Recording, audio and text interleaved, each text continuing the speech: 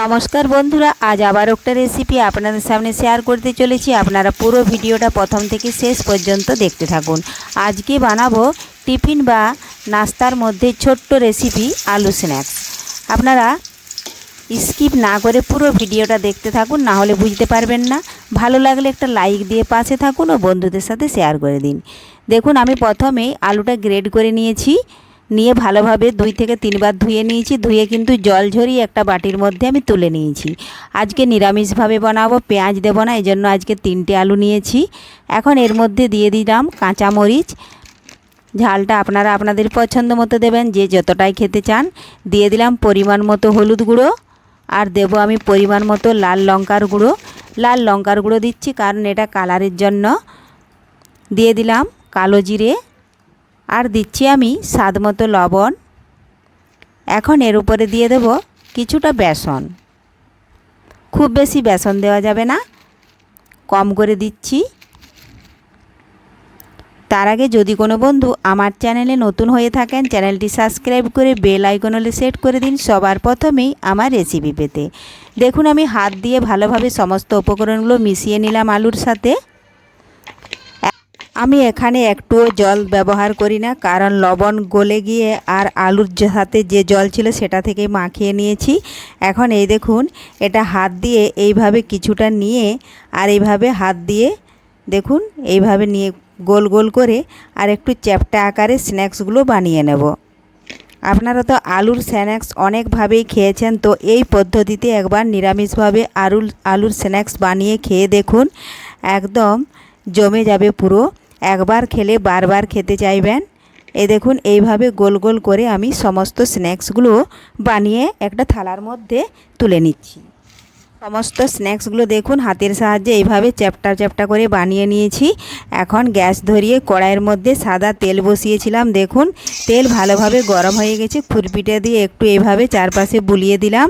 এখন এক একটা স্ন্যাক্স নিয়ে আমি তেলের মধ্যে দিয়ে দিচ্ছি। এই দেখুন, এইভাবে দিয়ে দিতে হবে। আর গ্যাসের আঁচটা এই সময় একটু মিডিয়াম রাখতে হবে।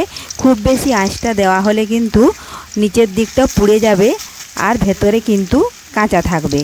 এই জন্য হালকা আঁচে ভেজে নিতে হবে। খুবই সহজ একটা স্ন্যাক্স রেসিপি।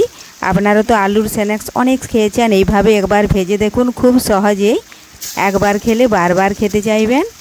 দেখুন, আমি তেলের পরিমাণের অনুযায়ী স্ন্যাক্সগুলো দিয়ে দিয়েছি। এখন যেগুলো হয়ে গেছে সেগুলো দেখুন এক পাশ এইভাবে উল্টে নিচ্ছি। আর এই স্ন্যাক্সটা খেতে কিন্তু খুব মুচমুচে হবে। এই দেখুন, একে একে করে সমস্ত আলু স্ন্যাক্সগুলো আমি উল্টে নিচ্ছি। এক পাশ ভালোভাবে লাল লাল ভেজে নিয়েছি, আর এক পাশ কিছুক্ষণ অপেক্ষা করে দুই পাশেই আমি লাল লাল ভেজে তেল ঝরিয়ে তুলে নেব।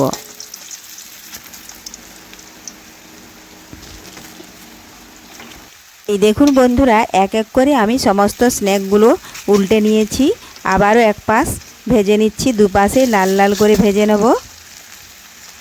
এই দেখুন, উল্টানো হয়ে গেছে। আর কিছুক্ষণ অপেক্ষা করে নিলেই কিন্তু দুই পাশেই লাল লাল করে দেখুন ভাজা হয়েছে কিনা। এখন আমি উল্টে আরেকবার দেখে নিচ্ছি। এই দেখুন, দুই পাশেই লাল লাল করে ভাজা হয়ে গেছে। যেগুলো একটু বাকি আছে সেগুলো তেলের মধ্যে টেনে এনে দিয়ে দিলাম। আর যেগুলো হয়ে গেছে সেগুলো কিন্তু একটু এক সাইডে তেলটা ঝরিয়ে তুলে নেব।